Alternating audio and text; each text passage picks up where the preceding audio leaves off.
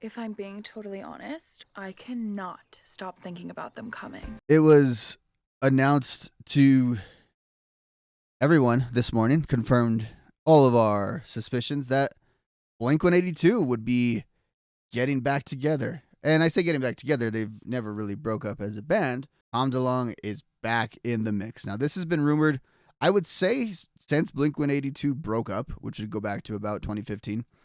But they really picked up steam on this right around the start of the pandemic, and it had been implied that this was coming. Of course, they did release 2 albums with Matt Skiba. The departure of Tom has always been framed as something very amicable, and I don't feel it was quite as amicable at the time, but I think it was the case that these were not artists that absolutely hated each other, couldn't be around each other, and could never be in the same room together. Although they did talk in the past about having some issues getting along.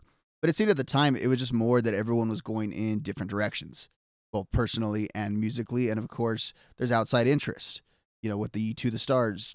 This is one of the first times, I think, in all of pop punk that we've seen a band have this big reunion tour like this in pop punk. I think we've seen it with the versions of hardcore punk. Those happen a lot in punk rock. I feel like we get significantly less of those in the more mainstream pop punk, partially because a lot of the big bands haven't really had a big split or a big breakup. The Offspring are basically still whole. Green Day is still whole. Simple Plan, maybe they got a bass player that they're throwing out. Good Charlotte has only switched a drummer back like 20 years ago. They are basically still whole. But as it pertains to trios, individual members are very important, and Tom was a very important member of Blink 182.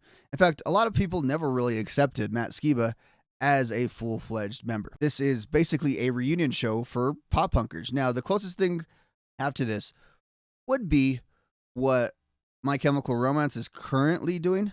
The difference, I would say, is like My Chemical Romance completely went dark once they split up and went all their different directions. So them getting together was something you thought you'd maybe never see.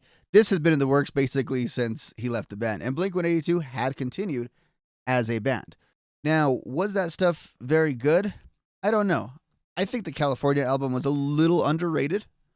I thought Matt did okay on that one. I didn't like their last album. I think it was called 9. I thought there was well-written songs. I just hated the production. I just didn't like what they were going for. I think they had the skeleton of a good record, and they didn't really pull it off.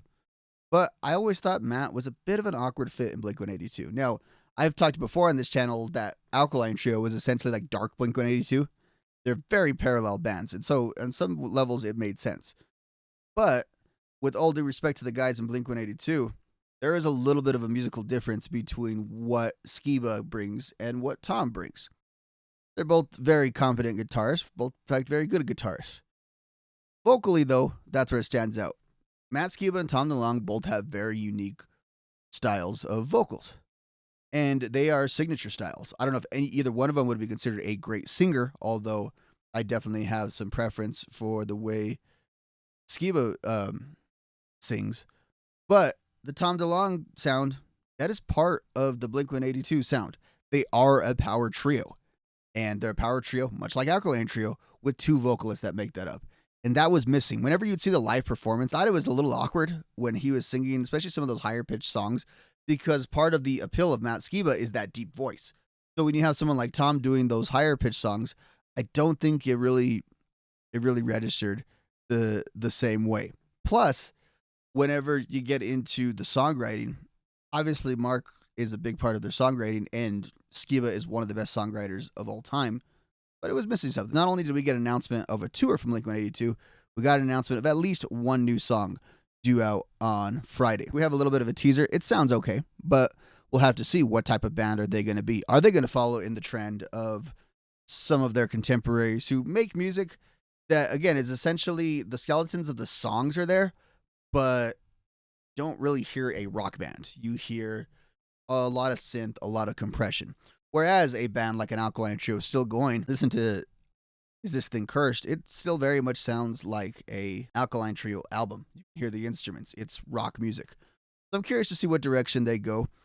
I think the tour will be big. It'll be massive. I think there was a little bit of fondness for Blink that probably grew over the last couple of years with them being away. And again, like part of the thing why I talk about on this channel is the demographics have changed.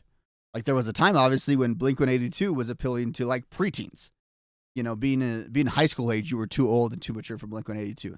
Now, those preteens that they were appealing to back in 1999, those are the people that have the cash. Those are the people that are making the decisions. Those are the people that are going to on these tours and checking these bands out. So definitely think that it'll probably do very well. They are taking Turnstile out with them, hardcore band Turnstile. I gotta say, Turnstile probably has like the highest approval rating of people that are generally into punk and hardcore of a modern band. I've seen very little debate ever on Turnstile because people just generally like them. So this is a good opportunity for them. Although they are a very well promoted band, you see them on late night, you see them all over the place. They're gonna get some massive exposure from this. And certainly they will benefit, and maybe pop punk and punk rock as a whole will benefit, although this is probably more nostalgia. This is for the older crowd, and there's nothing wrong with that. It's just one of the first of its kind when now pop punk is really getting old. Look at what they've been through in the last couple of years. Look at some of the tragedies that Travis Barker has had to endure. I don't know, I guess Tom is like a recognized scientist now, and Mark Hoppus thankfully beat cancer last year. So these guys have been through a lot, and it's good to, if anything, just see them doing their thing.